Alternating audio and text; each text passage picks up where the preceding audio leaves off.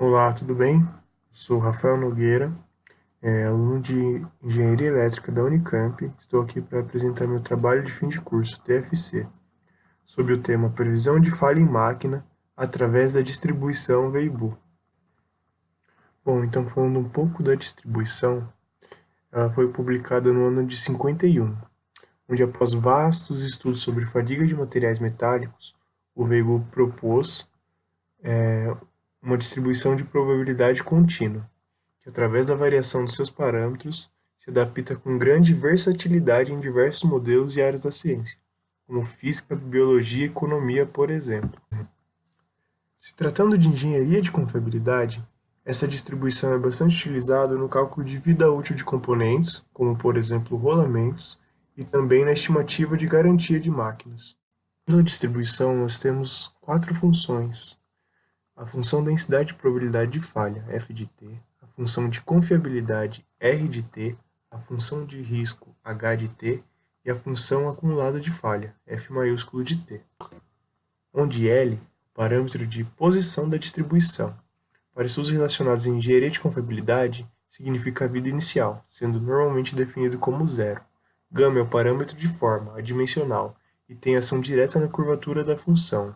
Θ é o parâmetro de escala, que por sua vez é conexo à vida característica do objeto de estudo. Vale ressaltar que este parâmetro tem a mesma unidade que a variável t, que indica tempo. O objetivo deste TFC foi a adequação da distribuição Weibull para a análise de dados de uma máquina real, que se trata de uma bobinadeira de fios que faz parte da produção de motores de partida da empresa SEG Automotive. Nas imagens a gente pode ver o interior da máquina, o produto que sai dela, que são as espiras, e o produto final da linha, que é um rotor bobinado. Agora, falando um pouco sobre os dados, temos dados de 2017 a 2019, que é desde a data que a máquina foi levada para a planta de Itupeva. Sobre os dados, referente ao Mean Time to Failure, MTTF, que é o tempo médio para acontecer a falha e o número de falhas.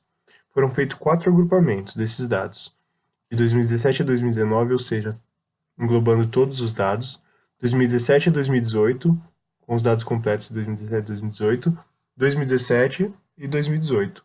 Não foram utilizados os dados de 2019, porque um requisito da literatura é que tenha um número mínimo de 20 dados, para não ser tendencioso o cálculo dos parâmetros. Temos também as equações para o cálculo de parâmetros de forma, que é o gama, e de escala, que é o θ. A primeira equação é resolvida de maneira iterativa, enquanto a segunda é resolvida diretamente após a resolução da primeira. Abaixo temos as equações de erro médio quadrático e raiz de erro médio quadrático, que é bastante utilizada a título de comparação de estimadores e assertividade da distribuição. Como temos 4 agrupamentos, foram obtidas 4 soluções para os parâmetros gama e θ.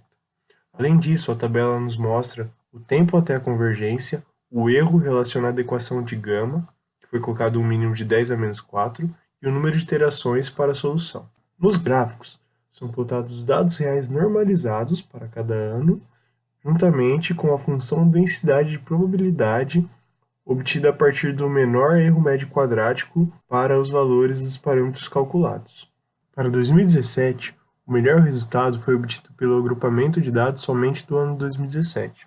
Para 2018, foi para o agrupamento de dados de 2018.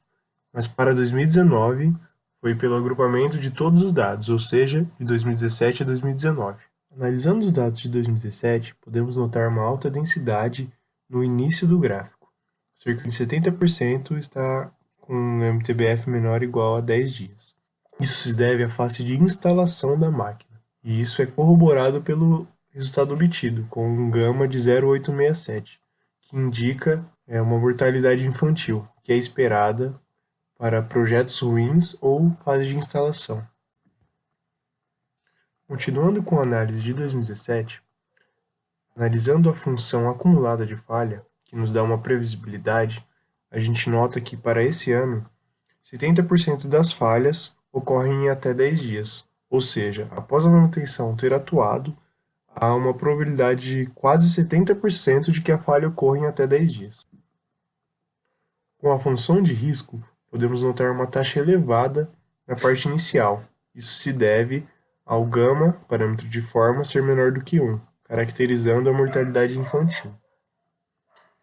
Analisando agora a função de confiabilidade, ela decai muito rapidamente, sendo que essa tem a ver com a máquina estar funcionando. E como a taxa de risco é muito alta no começo, ela decai exponencialmente rapidamente. A análise completa de todas as funções da distribuição Weibull e a comparação entre os anos está presente no relatório.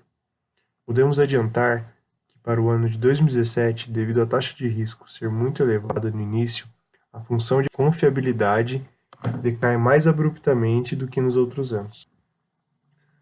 Como principais conclusões deste TFC, podemos citar a efetividade da utilização da distribuição Weibull para sistemas mais complexos, como uma máquina bobinadeira, e também a corroboração com a literatura, da confiabilidade ser diretamente proporcional ao número de falhas disponíveis. Como proposta de trabalho futuro, foi notado a necessidade da identificação dos modos de falha da máquina, para assim obter uma caracterização específica da distribuição Weibull para cada modo. Bom, essa então é a minha apresentação. Muito obrigado pela atenção. Eu gostaria de agradecer de maneira especial ao professor Matheus pelo tempo investido, a empresa Seg Automotive pela disponibilidade dos dados e a FEEC Unicamp por essa graduação. Um abraço.